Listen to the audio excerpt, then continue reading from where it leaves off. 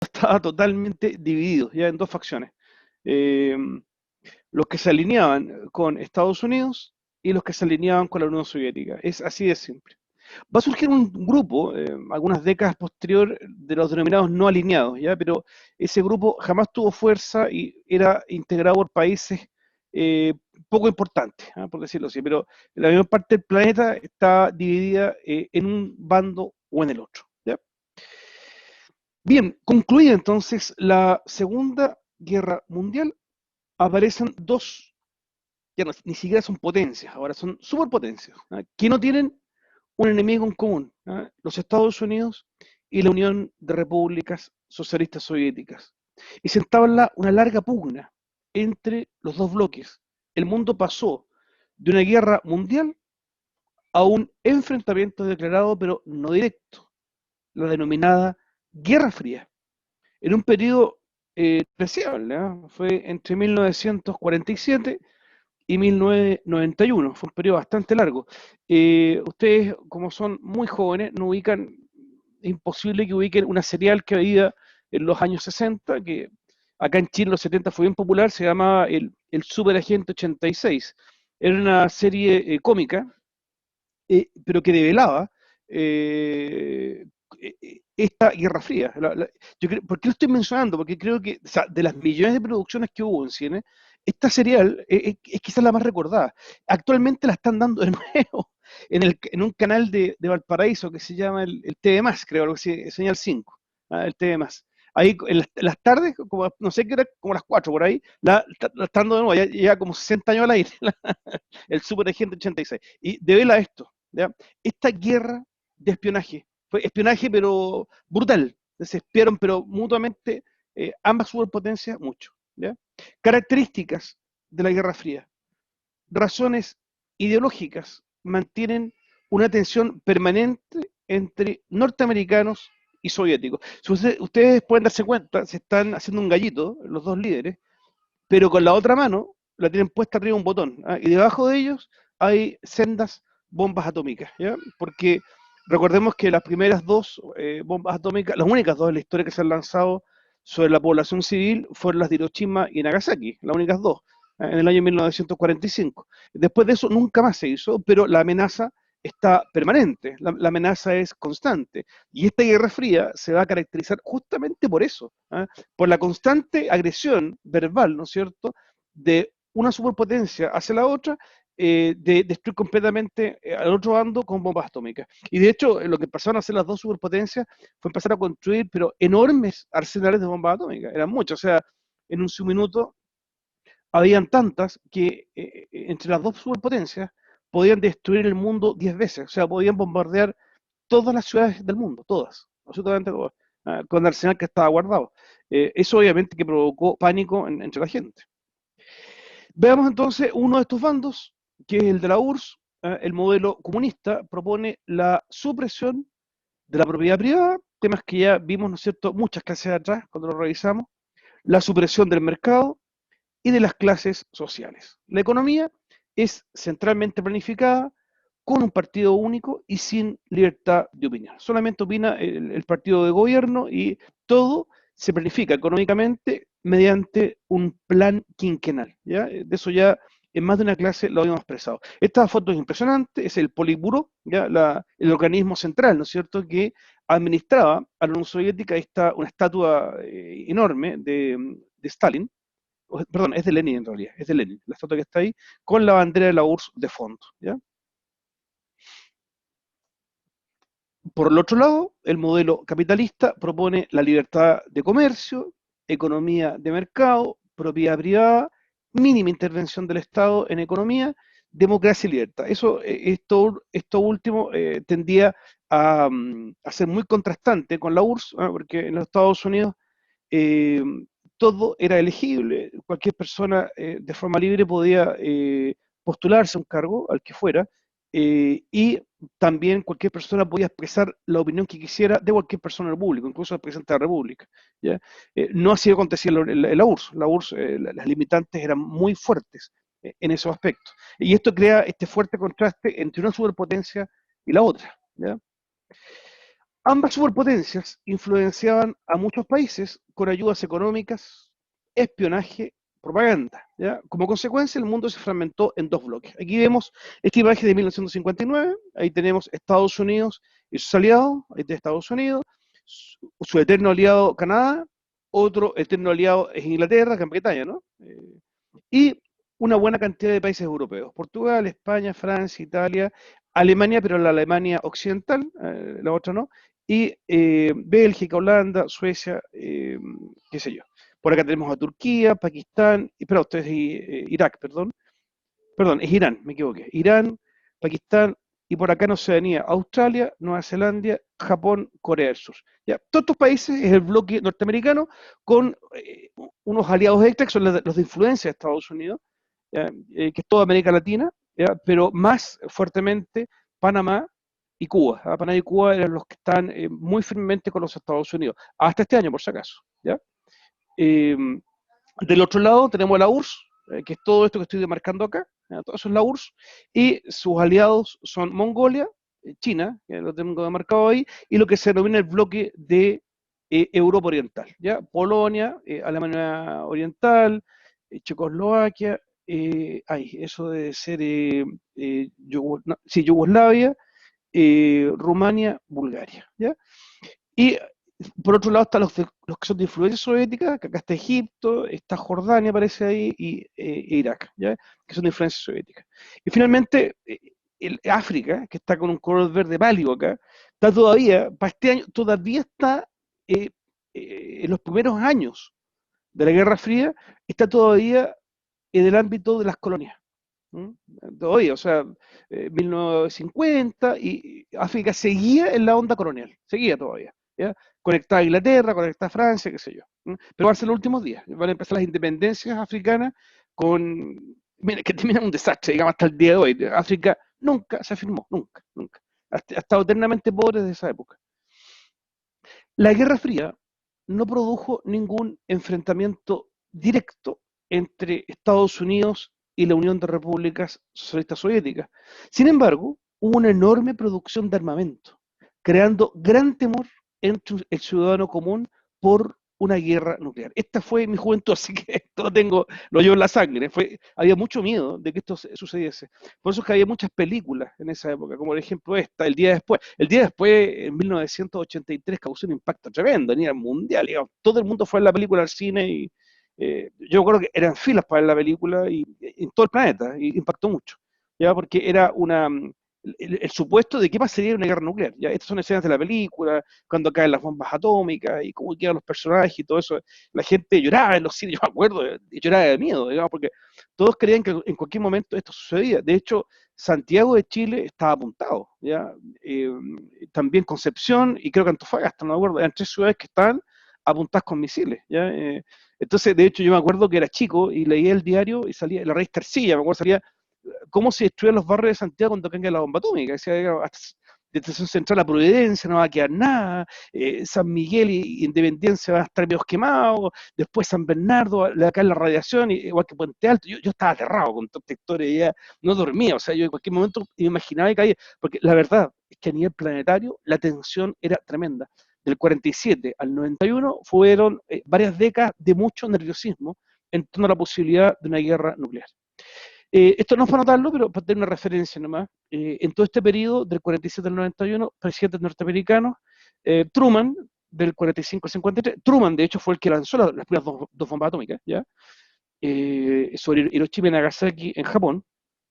Eisenhower, del 53 al 61, el famoso presidente John F. Kennedy, ¿ya? Kennedy estuvo solamente 2 años porque murió asesinado en la ciudad de Dallas, en el estado de Texas, ¿ya? Kennedy es muy importante, es muy influyente, tiene una importancia grande debido a la confrontación que tuvo con la URSS por el posicionamiento de misiles atómicos en Cuba. ¿Ya? Eso fue un conflicto muy grave que tuvo con la URSS. Eh, Dicho sea de paso, Kennedy hizo grandes aportes en Chile después del terremoto de 1960. ¿Ya? Se mandaron alimentos, medicinas, mucha ayuda. Esta ayuda, al igual que el caso de Japón, ¿no? Sí, acá en Chile se fue muy agradecido con Kennedy. Yo, de hecho, vivo en una villa que se llama Villa John Kennedy. Y hay muchas calles en Chile que se llaman así, y colegios y todo. Se le agradece mucho a Kennedy la ayuda, pero obviamente que detrás de eso es un tema político, sin duda. ¿Ya? Todas estas ayudas era para evitar la influencia comunista en Chile. ¿Ya? Había una ideologización detrás de toda esta ayuda económica que se da. Lyndon Johnson del 63 al 69, Richard Nixon del 69 al 74. Nixon, recordemos que Nixon tiene que salir por un escándalo de espionaje. ¿Ya? Es un presidente que tuvo, creo, si no me equivoco, que es el único presidente de Estados Unidos que ha tenido que renunciar, ¿ya? Por escándalo. Se dice, yo esto lo he investigado harto y nunca me quedó muy claro, pero al parecer Nixon tuvo algún nexo con Pinochet para planificar el golpe de Estado en Chile del 73. Gerald Ford del 74 al 77, Jimmy Carter del 77 al 81, dicho sea de paso, muy mal presidente Carter, muy malo. Ronald Reagan, que es el de la fotografía. Reagan, a ver, Reagan es clave. Reagan, Reagan tiene una influencia política a nivel internacional muy gravitante, pero muy gravitante. ¿Ya? Va a ser clave en los procesos del fin de la Guerra Fría. ¿Ya? Y el último es George Bush, pero no el que conocen ustedes, este es el papá, por si acaso. Hay un George Bush que gobernó Estados Unidos cuando ustedes eran chicos, ¿ya? Pero este es anterior, el papá de él. ¿Ya? Este es George H.W. Bush, ¿ya? Del 89 al 93. Y con este se cierra, digamos, el periodo de Guerra Fría. En tanto, los secretarios generales, porque no son presidentes, sino que son secretarios generales del Comité Central del Partido Comunista de la Unión de Repúblicas Socialistas Soviéticas. Oye, el título más largo, que espanto. Son los siguientes. Tenemos a Joseph Stalin, del cual ya hicimos mención en otras clases, en un periodo larguísimo, de 1922 a 1953. Es sucedido por Nikita Khrushchev, del 53 al 54, que me parece que es el de la fotografía que está ahí. Nikita Khrushchev, dicho sea de paso, reconoce los horrores que cometió su predecesor Joseph Stalin, ¿ya? Reconoce todas las matanzas que hizo, ¿ya? De hecho, llegó a calificar a su predecesor como un perro asesino.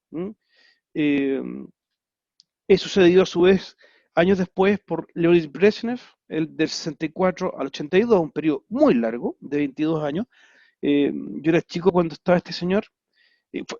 Brezhnev fue plena Guerra Fría. ¿Ya? Brezhnev en la URSS y Ronald Reagan en Estados Unidos. La cosa era, pero estaba que quemaba la cosa. Fueron días muy complicados. Yuri Andropov, del 82 al 84, duró muy poco Andropov, porque Andropov intentó hacer cambios, ¿ya? Y el Comité Central del partido lo sacó inmediatamente. ¿Ya? Lo sacaban al tiro de la presidencia. Konstantin Chernenko, del 84 al 85, duró menos todavía, un puro año, porque también se dio cuenta que había que hacer algún cambio y lo sacaron. Y finalmente, el que se atrevió, el famoso, tan conocido Mikhail Gorbachev, del 85 al 91, que este ya se atrevió y dijo, esto no puede seguir. Esta es una dictadura la que estamos manejando y la disolvió. Así de simple. No son tantos, son pocos, no es para que se lo aprendan, pero es para que tengan una referencia nomás de ellos. En síntesis, existencia de un orden mundial bipolar, ¿ya? Estados Unidos y la URSS. En segundo lugar, tensión permanente entre ambas superpotencias, ¿ya? Esto es una tensión, pero tremenda la que había, de un lado y de otro. Y finalmente, perdón, una continua carrera armamentista. Ya, se están armando hasta donde. Yo me acuerdo, por ahí por el 85, yo veía Tele 13, el noticiario, y uno quedaba, pero helado de miedo. O sea, te mostraban los arsenales, cómo juntaban armas las dos superpotencias. ¿Ya? Y era impresionante. O sea, estamos hablando de miles de tanques, pero de alta capacidad, bombas atómicas, miles, misiles. Era todo, pero en cantidades enormes. De modo que si llegamos a una guerra mundial, esta vez ya no iba a quedar nada. Se iba a destruir todo. ¿Ya?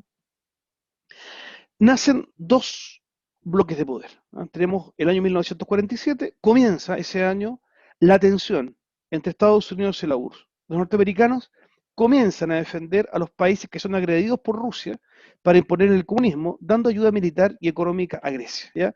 A ver, esto yo lo había mencionado antes, ¿ya? Lo que hace la URSS es anexar forzosamente a varios países de Europa Oriental, ¿ya? Como Polonia, como Rumania, como Hungría, como Checoslovaquia, ¿ya?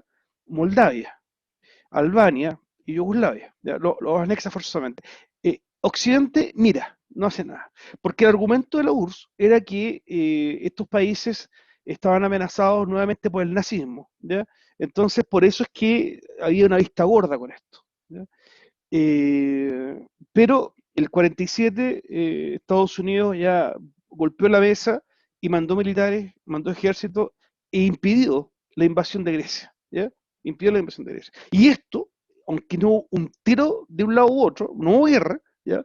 Pero desató esta tensión que va a durar tantas décadas y comienza la denominada doctrina Truman o doctrina de contención, que era ayuda militar, ayuda económica también que se daba a distintos países para evitar la influencia de la URSS. Y así, tal como está el dibujo ahí, el águila y el oso se miraban tensamente.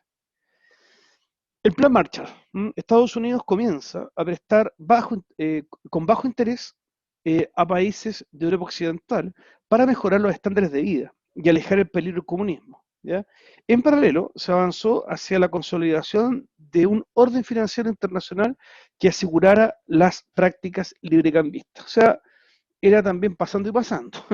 Estados Unidos pasaba plata, especialmente a Europa Occidental, Alemania, España, Francia, Italia, Inglaterra, pero a cambio de que mantuviesen el sistema económico librecambista, obviamente para que los productos norteamericanos se vendieran en Europa y también surgiese también una fluidez de intercambio comercial hacia Estados Unidos.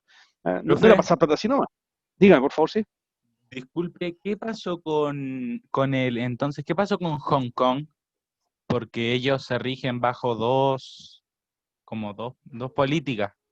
Creo que tienen la economía como de derecha, puede ser, y sus costumbres van más por la izquierda, una cosa así. Me gustaría responder eso en otra ocasión, ¿eh? Porque el caso de Hong Kong es muy moderno. A ver, lo que pasa, sí, es que, la situación de Hong Kong es la misma de China en este momento. Hong Kong, recordemos que es posesión británica, ¿ya? Pero con un acuerdo, Hong Kong fue una reminiscencia, fue un trozo de Gran Bretaña que quedó dentro de China, ¿ya? En la costa. Entonces, hubo un acuerdo con el imperio chino de devolver Hong Kong en el año 1999. ¿Ya? Ese acuerdo se estableció, era de 100 años, de 1899 a 1999. Es que entre medio triunfó el comunismo en China. Pero China, a su vez, los chinos son muy sabios, van de a poco haciendo modificaciones los chinos a través de décadas y van introduciendo el capitalismo. Es una cosa muy rara, que en realidad es materia de la próxima clase, pero no importa, lo adelanto un poquito ahora. Entonces, ¿quién manda China? China es mandada, quien manda es el Partido Comunista, quien rige el país de forma dictatorial y es una autocracia total. Ahí no puede nadie ni respirar algo que sea distinto a lo que piensa el Partido Comunista. Pero con empresa privada. Una cosa, pero muy rara, muy rara, muy rara. ¿Ya? Esta combinación rarífica provocó, y que me da miedo, porque, porque está dando muy buen resultado. ¿Y por qué me da miedo? Porque es una dictadura al fin y al cabo. ¿Ya? Provocó un desarrollo de China, pero extraordinario. ¿Ya? Eh, yo me atrevería a decir, con mucha responsabilidad, que China va a dominar el mundo en las próximas décadas. Va a dominar el mundo. ¿Ya? Y el segundo idioma que vamos a tener que aprender en el colegio va a ser el chino mandarín. ¿Ya? No el inglés. Eso viene seguro, pero seguro, seguro. ¿Ya? Agarren cualquier celular, cualquier aparato que tengan cerca, mírenlo, y por todos lados dice Made in China, Made in China, Made in China, en todas partes, en su batería, todo dice China. Ellos controlan todo el mercado del mundo. ¿Ya? Hong Kong se subió al mismo carrito, a integrarse a China, porque ahora es como un satélite de China. Sí, está gobernado, hay un lío ahí, ustedes que saben que hubo protestas muy graves el año pasado. ¿Ya? Esas protestas fueron por la injerencia del Partido Comunista dentro de Hong Kong. ¿Ya? Si la gente protestó porque no quieren las opresiones que le hacen a los chinos, ¿ya? Quieren mantener la libertad que tienen ahora. Y que por otro lado se mantiene el libre mercado, que siempre ha tenido Hong Kong. Agarremos otra vez el tema, la otra clase, ¿ya? Porque eso es un poquito posterior. La Unión Soviética, por su parte, consolidó su hegemonía sobre Europa Oriental. Bueno, al modo como está mostrando esa fotografía que está ahí, puros tanques, tanques por todos lados. Todo Europa Oriental quedó controlada por la URSS a la fuerza. Ahí, esa foto debe ser como el año 1955, más o menos. El caballero iba a la oficina a tomar la micro y está todo con tanques. Está todo siempre archicontrolado por la URSS. No, no hay nadie que pueda levantar el dedo y dar alguna opinión distinta. Está muy complicado. Stalin consolidó la economía de la URSS mediante estrictos planes quinquenales y logró el dominio sobre toda Europa Oriental mediante la fuerza. Hubo algunas reacciones, hubo momentos que la gente se cabrió, dijo, ¿sabes que los rusos que salen de acá? Uno de los casos más dramáticos fue en Praga. Leí, no me acuerdo, creo que fue el 56, no me acuerdo bien, en que la gente se salió a las calles a protestar, que es la foto de acá abajo, y la de arriba también, se salió a protestar para que la gente se fuera de Praga y echaron los tanques encima, o sea, les pasaron por arriba a todo el que se les excusaba, le pasaron el tanque por arriba. Y se acabó el tema, no se discutió nunca más. De esta forma, ambas superpotencias comenzaron a consolidar sus áreas de influencia. De esta manera, en el año 1949 surge la OTAN, o también conocida como la OTAN, depende de cómo se pronuncia. Su objetivo es garantizar la defensa de Occidente ante un posible ataque. ¿Ya? La OTAN es Estados Unidos y sus chicos, Estados Unidos y sus aliados, ¿ya? Dígase Estados Unidos, Canadá, Inglaterra, Francia, Australia, que son los más importantes. Esa es la OTAN y un montón de países más que están dentro, ¿ya? Y en el 55, por otro lado, surge el Pacto de Varsovia, ¿ya? Que es un acuerdo de cooperación militar entre los países del bloque socialista. ¿Ya? Obviamente que está la URSS, va a estar ahí Polonia y todo el bloque oriental, China, qué sé yo, y Corea del Norte, y hacen este otro bloque. ¿Ya? La tensión máxima es cuando se consolidan estos dos bloques y el mundo está partido en dos. Porque aparte están los que tienen simpatía por un lado y otro, que no pertenecen derechamente a la OTAN o derechamente al Pacto de Varsovia, pero tienen simpatía por un lado u otro. ¿Ya? Obviamente que acá la tensión fue máxima porque Chile estaba con la OTAN hasta el presidente Alessandri. El presidente Frey no tiene una opinión muy clara con el tema, está como en el medio. Y después el presidente Allende se va con el Pacto de Varsovia. Entonces, y después con Pinochet vuelve la OTAN. O sea, la cosa realmente era muy tensa. ¿eh? Y lo que vivió Chile también lo vieron muchos países más. ¿ya? En 1962 vemos las áreas de influencia de la OTAN y el Pacto de Varsovia. ¿ya? Ahí tenemos, eh, aquí Chile está fuera, ya el 62. Eh, Cuba se cambió, ¿ya? Cuba está con el Pacto de Varsovia ahora, y vemos que África ya no tiene tendencia, ¿ya? Porque para el 62 África había comenzado el proceso de descolonización, ¿ya? Y estaban actuando de forma autónoma, ¿ah? Por eso es que no tienen definición por un lado u otro. Ahí aparecen los no alineados, ¿ah? Que son estos verdes, encabezados por la India. La India siempre estuvo al medio, ¿ah? La India nunca tuvo una definición clara por la URSS o por Estados Unidos, siempre fue autónoma, ¿ya? Y en esa onda la siguió también Egipto y otros países de Medio Oriente, ¿ah? Estos que están acá. Acá está la India y este de acá es el Bangladesh. Situación de Alemania. Recordemos que había sucedido con Alemania después de la Segunda Guerra. Ustedes se acordarán que Alemania quedó dividida en cuatro partes, ¿ya? ¿Se acuerdan? Eh, una parte dominada por la URSS, esta roja que está aquí, otra parte administrada por Gran Bretaña, otra administrada por Francia y otra administrada por los Estados Unidos. Y la capital, Berlín, también quedó igual fraccionada en cuatro partes. ¿ya? Para 1948, Inglaterra, Francia y Estados Unidos acuerdan la unificación de sus tres zonas y devolver la autonomía y libertad a los alemanes.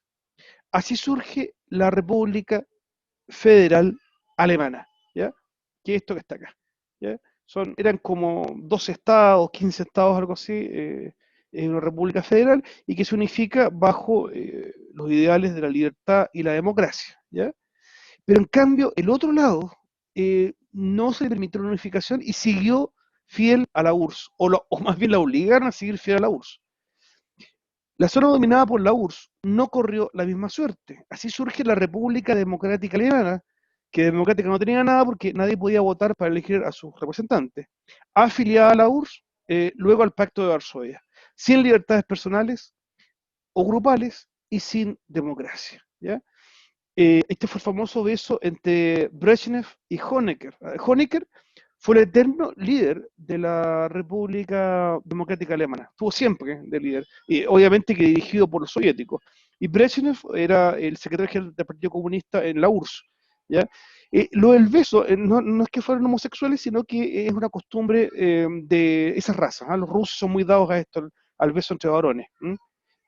Por eso se están besando de esa manera. Y simbolizaba también la simpatía, ¿no? La alianza entre Alemania Oriental y la URSS. La situación de Berlín fue muy complicada. ¿Por qué?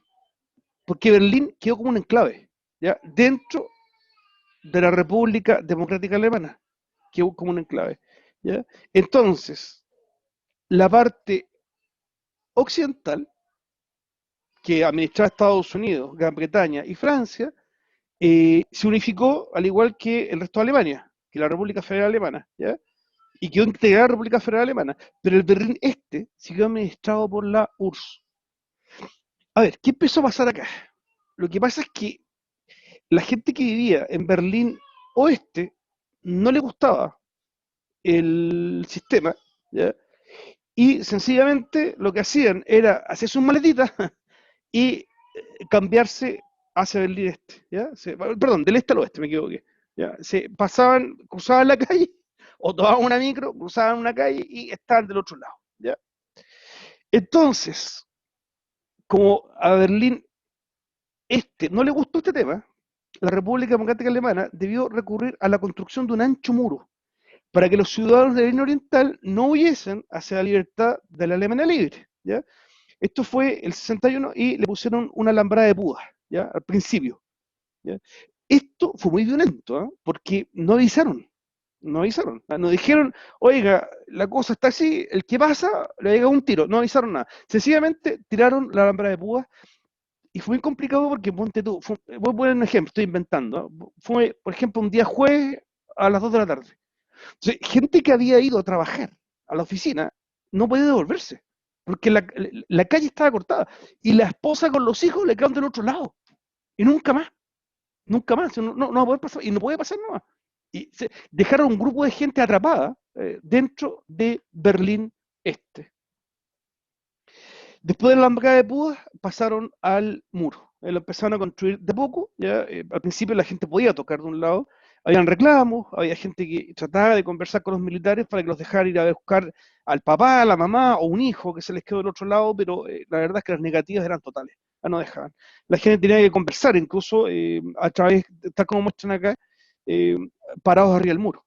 Por ejemplo, si había el cumpleaños de alguien, se juntaban en el muro y ahí apagaban las velitas, qué sé yo, pero no podían pasar de un lado a otro. Una cosa, pero que es como una pesadilla, es para no creer esta cuestión, ¿ya? Pero como la gente, a ver, igual se pasaba, porque la gente se lanzaba, habían partes donde quedaba, estos edificios quedaban muy cerca del muro. O sea, había gente que subía a los techos de estos edificios y se tiraban hacia el otro lado. No importa la fractura, no importa incluso arriesgar la vida, pero contar de estar libre, ¿ya? Sí, la libertad es una característica humana que es imposible de reprimir. Cuando te encierran de esta manera, la desesperación te lleva a tomar cualquier medida. Había gente que sencillamente después se lanzaba contra las alambradas de púa y para pasar hacia el otro lado, ¿ya? Hay una vez que la filmó la televisión, uno de estos hechos, y eso inspiró al compositor español Lino Bravo, ¿eh? Para escribir la canción Libre, ¿eh?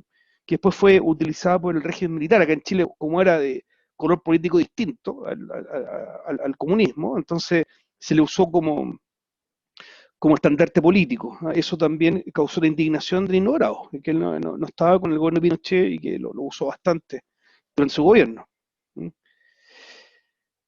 La intrincada y compleja estructura del muro de Berlín, ¿ah? La prisión de un pueblo completo, ¿ya? Esto con el tiempo fue creciendo y eran varios muros, ¿ya?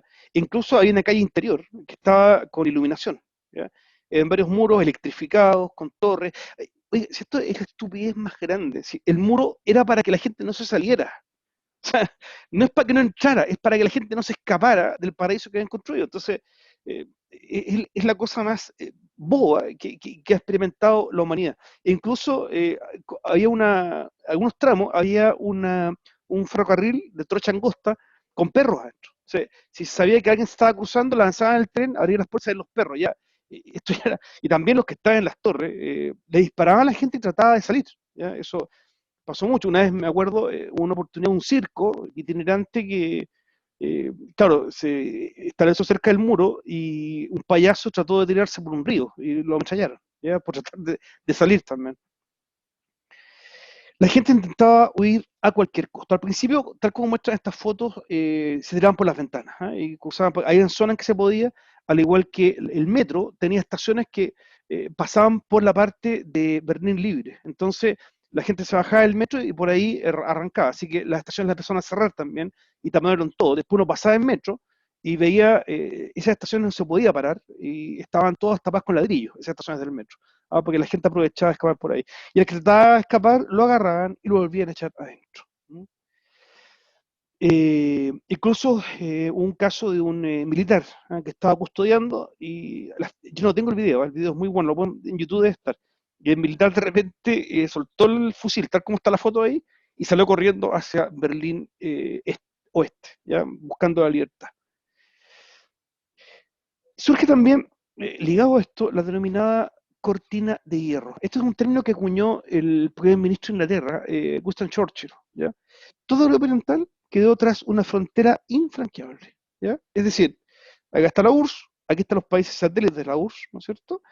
Y este límite no lo podía traspasar nadie. ¿Ya? Nadie. Este límite que está aquí. Ese punto que está ahí es Berlín. ¿Ya? Que tiene el muro. El muro, por si acaso, no era todo esto, no, no, no. Eso era una frontera nada más, pero también que era muy complicado, o sea, nadie se podía acercar a esa frontera, ¿ya? Pero el muro solamente estaba en Berlín. Esto que vamos a ver ahora son las situaciones anexas que ocurrieron dentro de la Guerra Fría, ¿ya? Uno es la división de Corea, ¿ya? Corea del Norte se afilió a la URSS, de hecho limita con la URSS, ¿ah? En la parte este de este país, ambos países limitan. Y el sur, ¿no es cierto?, estableció un sistema parecido a Estados Unidos y esto provocó una guerra entre 1950 y 1953. Nikita Khrushchev asume el poder de la URSS tras la muerte de Stalin en el 53 y hasta 1960. Reconoció los crímenes de Stalin y se distendió en su política externa con Occidente. Nikita Khrushchev trató de relajar un poco las cosas con Occidente, que estaba muy tensa. La revolución cubana va a ocurrir en este mismo ambiente de Guerra Fría. Cuba estaba gobernado por un dictador de derecha llamado Batista, que era aliado de los Estados Unidos y para muchos cubanos Cuba se había transformado en la prostituta de los Estados Unidos porque los norteamericanos iban allá a buscar mujeres, ¿no? En sus vacaciones.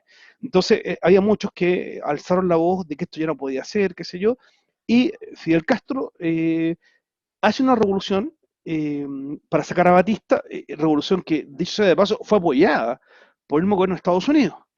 Estados Unidos pasó armas y pasó dinero a Fidel Castro para la revolución. De hecho, Fidel Castro era hijo de hacendado, vivió en Nueva York, de hecho tuvo un departamento en Nueva York, se casó en Nueva York, tenía auto y todo, y después cuando le bajó la cuestión por liberar a su país, se fue a México, de ahí planificó un poco la cosa y de ahí viaja a Santiago de Cuba. ¿Ya? En Santiago de Cuba, donde empieza la revolución, es tomado preso, después liberado gracias a la intercesión del arzobispo de Santiago de Cuba para que no lo fusilaran y quedó libre, y de ahí ya inicia la revolución apoyado por Estados Unidos, la cual triunfa en 1959. Ante la victoria de Batista, Fidel Castro, luego de la guerra civil, logra derrotar al tirano e instaura un nuevo gobierno en el año 1959. ¿Ya? A poco andar se vuelta la chaqueta, a poco andar se suprimieron las libertades individuales y nunca ha habido democracia en Cuba. El sistema económico es absolutamente centralizado, lo que le lleva a estrechar amistad con la URSS. O sea, logró triunfo con el apoyo de Estados Unidos, pero terminó aliándose con la Unión Soviética, con gran cantidad de fusilados, encarcelados y deportados a Estados Unidos. Miles fueron asesinados, encarcelados o exiliados durante décadas. Huyeron principalmente mediante balsas, los famosos balseros, que huían de Cuba a Miami, porque la distancia no es mucha. La escena ahí es bastante dramática, van a fusilar al señor ahí y hay un sacerdote que le está dando la extrema unción antes del fusilamiento. El gobierno de Kennedy, esto está muy salteado porque son varios eventos, ¿no? Que está todo dentro de lo que es la Guerra Fría. El presidente Kennedy gobernó entre el 60 y el 63 debido a enfrentar la serie de crisis de los misiles. Tuvo una política de acercamiento a América Latina, por eso que acá en Chile, por todos lados hay nombres de John Kennedy, todo, colegio, liceo, por todos lados, ¿ah? Por la influencia que tuvo en Chile que fue potente. Y también se acercó a la URSS, ¿ah? Y logró superar el problema que hay. Recordamos que John Kennedy fue asesinado en la ciudad de Dallas en el año 63. Le dispararon desde unas bodegas. Todo el tema de Kennedy es muy bullado, hay películas, Profe, en fin, hay un tema. Dígame, sí. varios suponen que si se advierte a Kennedy que le van a disparar o si no le disparan, este hubiese tomado acciones muy ofensivas y hubiese querido directamente bombardear a su enemigo. Ya, ya, ya. O sea, Se supone. quizás, o sea, tú planteas que del propio gobierno de Kennedy sabían que le iban a pegar el balazo y se quedaron callados, una cosa así. Si le hubiesen avisado a Kennedy, Kennedy se asume que hubiese tomado dicha acción Mm. muy A mí lo que me llama la explosiva. atención, sí, lo que me llama la atención de la muerte de Kennedy es lo descubierto que iba. O sea, pasó claro que en ese tiempo se usaba así, pero era un descapotable totalmente abierto.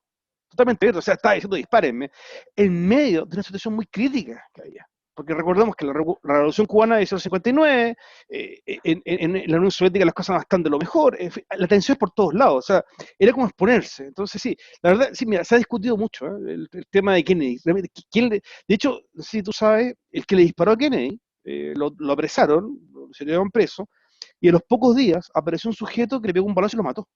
Por eso, nunca vamos a saber bien quién fue este gallo. ¿Ya? Lo que se sabe que era el asesino de Kennedy era comunista, era norteamericano, era del estado de Alabama, creo. Él vivió en la URSS, vivió en la Unión Soviética, pero se volvió a Estados Unidos. Y él supuestamente planifica el asesinato de Kennedy y le resulta, digamos. Fue con un fusil y desde unos almacenes, cuando pasó por el centro de Dallas, le pegó un balazo en la cabeza y le reventó la cabeza, o sea, le sacó los sesos, todo.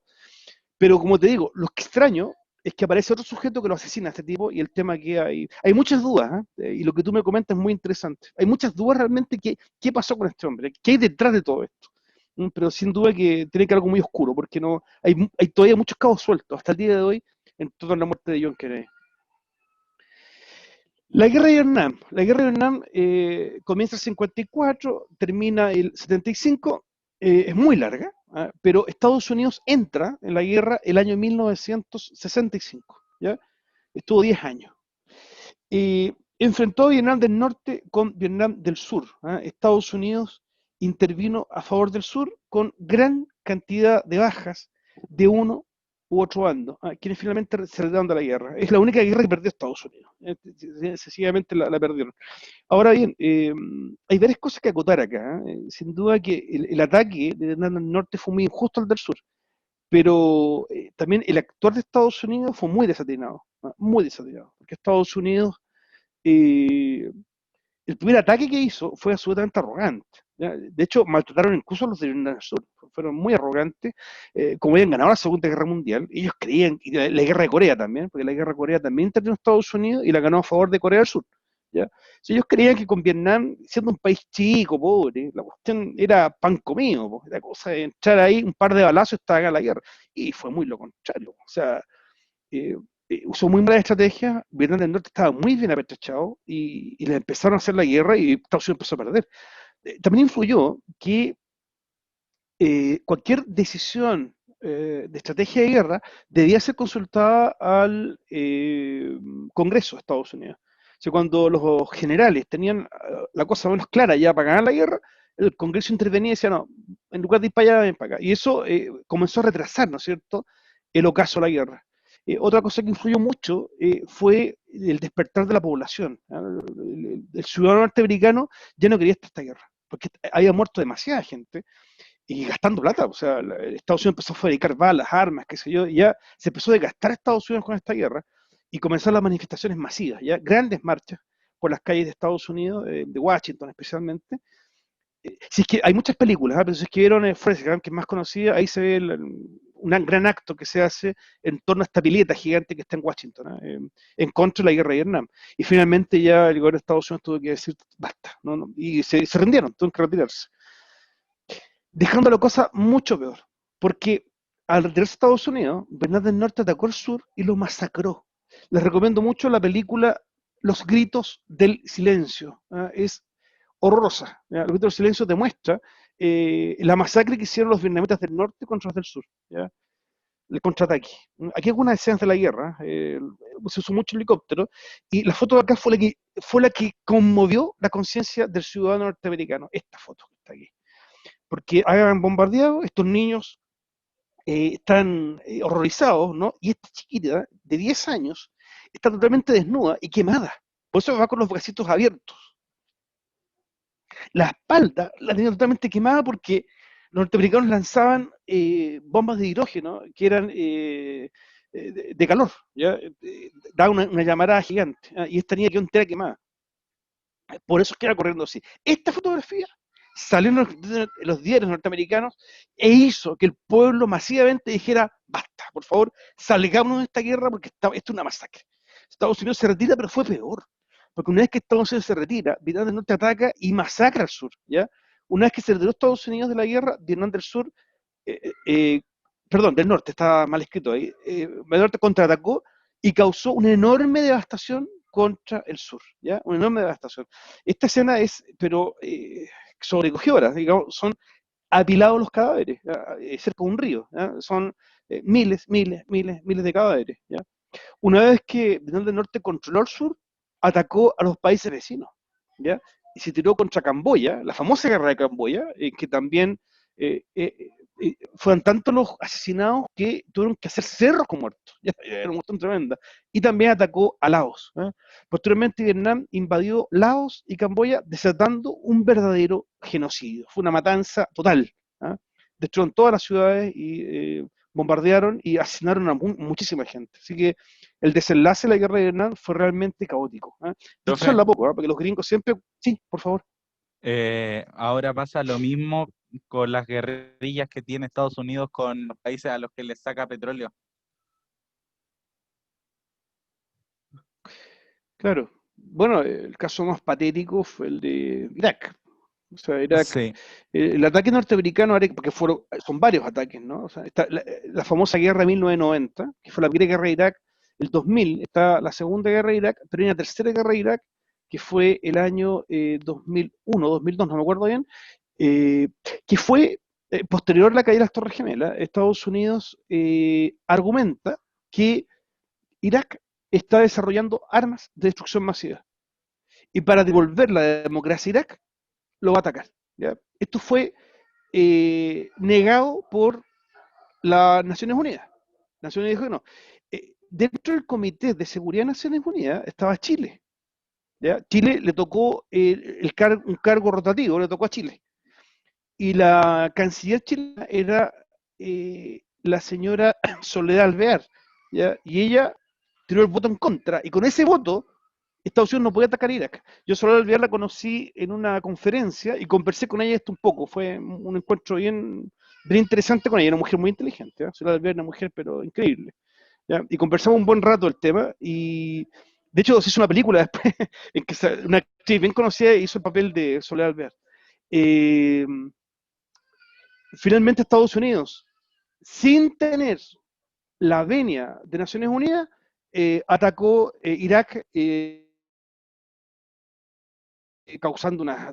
piensen que había tres museos en Bagdad que conservaban elementos de hace miles de años atrás y que eran bombardeados enteros. Entonces, después que todo bombardeado, todo destruido, no encontraron las famosas armas de destrucción masiva, no había nada. Entonces, fue realmente de una inutilidad tremenda este ataque norteamericano, y que Estados Unidos hasta el día de hoy no ha pedido perdón por esto.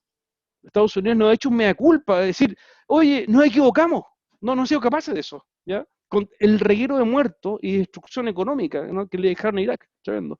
¿Y a pito de qué? A pito de nada. Porque Irak, perdón, no estaba construyendo armas de destrucción masiva, no la estaba haciendo. Ahora está la misma para con Irán, pero aquí parece que al revés, porque Irán parece que sí está haciendo y Estados Unidos no ha intervenido. Bueno, con la experiencia anterior es difícil que lo haga. Bueno, voy a aprovechar que me quedan unos minutitos. Aquí terminamos, pero déjeme aprovechar la situación en Chile. Gabriel González Videla, que esto fue lo que decidió la Guerra Fría acá, digamos. Gabriel González Videla prohibió el Partido Comunista y cientos de militantes fueron enviados a Pisagua. Son cosas como muchas que hay en la historia que son curiosas, ¿eh? Porque Gabriel González Videla es de centro izquierda, ¿ya? Su partido, el Partido Radical, hay un partido de centro izquierda y prohíbe el Partido Comunista y manda a los comunistas presos a Pisagua, el mismo lugar donde Pinochet después va a mandar a los comunistas presos, el mismo lugar. Y de hecho son vigilados por Gabriel González Videla en ese lugar. Estados Unidos le preocupa, perdón, dicho sea de paso, Gabriel González Videla exilia, perdón, no lo exilia, sino que se arranca a Pablo Neruda. Pablo Neruda, ante la posibilidad de que caiga preso dentro del gobierno de Gabriel González Videla, va al sur y pasa a Argentina, ¿ya? Y se arranca de Chile, ¿ya? Lo curioso también es que Gabriel González Videla dijo que él tenía un pacto, como un pacto, pero inquebrantable con los comunistas. Y les pide el voto. Dice, una vez que yo esté en el poder, gobierno con ustedes. Porque esto ya ni siquiera es una amistad, es un amor, le dijo. Es un amor que tengo con los comunistas. Y una vez que asume el poder, inmediatamente, al día siguiente, declara el Partido Comunista inconstitucional. Lo declara ilegal, ¿ya? Y la denominaba ley maldita, se llama así esa ley, traicionó al Partido Comunista y los mandó presos.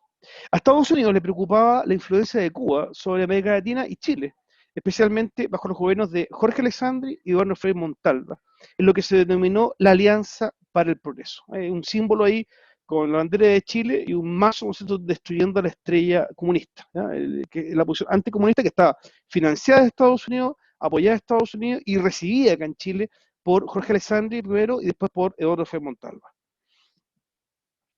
La Guerra Fría a nivel mundial vuelve los ojos hacia Chile cuando Salvador Allende es elegido de forma democrática, a la cabeza de un pacto que incluía al Partido Comunista, ¿ya? Recordemos que casi todas, digamos, casi el 100% de los ascensos del Partido Comunista eran siempre de forma violenta o con un golpe, pero no fue el caso chileno. En el caso de Chile, la Unidad Popular, que este era su símbolo, UP, la Unidad Popular, llegó al poder de forma democrática. No directamente sí, porque no fue una elección directa a la de Allende, sino a través, porque no había mayoría en la elección de Allende, sino que quedaron dos primeras mayorías y el Congreso, el Senado, perdón, el Senado eligió quién era el presidente y Allende fue elegido con los votos de Mata Cristiano, ¿ya? Esto desencadena finalmente un golpe de Estado el 11 de septiembre de 1973, que interrumpe la democracia en Chile y es un hito dentro de esta bipolaridad este-oeste. Posterior al golpe de Estado hay una serie de atentados a los derechos humanos en Chile que se produjeron hasta 1990 con ejecuciones, ¿no es cierto?, sin juicio, ¿no?, de muchas personas. Y bueno, ahora se supo, aunque está todavía un poquito en tinieblas, supuestamente la muerte también del expresidente Eduardo Frei Montalva, que lo habían envenenado, pero yo en lo personal tengo un poquito de dudas con eso, pero también la muerte de algunos dirigentes como el dirigente sindical Tucapel Jiménez. Bueno, ahora sí, ¿qué hora es? Estamos bien, piensen por mientras, si tienen alguna pregunta, alguna duda, mientras yo les paso la lista. Hoy que hay poquitos, a ver. Ah, no, sí, ahí. Yo tengo una pregunta. Sí, dígame nomás. O sea, sobre la situación actual. ¿Por qué se dice que estamos viviendo en una dictadura? Mira, yo no voy a responder a situaciones actuales. ¿Por qué? ¿Por qué razón? Sencillamente porque hacer una acotación, ¿ya? De la situación actual conllevaría el arrastrar algún grado de mi opinión de la situación actual, y creo que un profesor debe ayudar a los estudiantes a pensar, ¿ya? Y no imponerles su visión, ¿ya? Así es que por eso yo prefiero abstenerme esa pregunta, ¿ya? Lo siento, pero no lo voy a responder, ¿ya? Cualquier pregunta, otra distinta, me la hacen, ¿ya? Samuel Armijo, no está, parece. Tiara Ábalos, no está. Benjamín Presente. Valvenera, ya, perfecto. Antonella Beltrán, Presente. ya te vi, perfecto. Natalia Berríos, Presente. Trinidad Bozán, no está. Dani Covarrubias, no está. Anaís Dinamarca, no está. Carle González, por ahí la vi yo. ¿Dónde está la vi? Ahí la vi, ya. Hola, Listo, te profe, vi, presente. te vi. Perfecto, gracias. Sofía León, ahí ya la vi, ya, perfecto. Constanza Miranda, no, parece que no está Constanza. María Moya, no. Diego Palacios, tampoco está Diego. Oriana Pinto, no está. Sebastián Pinto, tampoco está. Luz Rodríguez, no la veo. Leandro Severino, ya lo vi ya. Jorge Torres, Presente. ya, súper. Josué Vergara, no está. ¿Dudas, aportes? Quedan todavía algunos minutos. Profe, yo le iba a decir que el desembarco de Pisagua fue un ejemplo para el desembarco en Normandía. ¿Cuál Eh, desembarco de Pisagua? ¿Cuál? Fue un desembarco, a ver, muy chico, no sé si por definición tendrá algún tipo de magnitud, pero fue como un desembarco de lanchas, por así decirlo. Fue algo muy chico, pero a partir de eso se tomó el desembarco en Normandía. No sabía. Oye, pero ¿qué año sería eso? Bueno, antes del 45, obvio, ¿no? Antes del Sí, 44. no Claro. recuerdo muy bien el año, Ya. pero fue como, lo tomaron como de ejemplo. Ah, mira. Mira. Bien. La otra semana vamos a hacer la segunda parte de la Guerra Fría, que pasaron muchísimas más cosas, ¿ya? Si no hay dudas, si no hay consultas, estaríamos ok, ¿ya? Bien. Profe, quedó súper bien explicado. Qué bueno, qué bueno. Le agradezco muchísimo el comentario y entonces nos reencontramos, si Dios nos dispone de otra cosa, el próximo martes, ¿ya? Que estén bien. Nos Adiós. vemos, Chau. profe. Chao.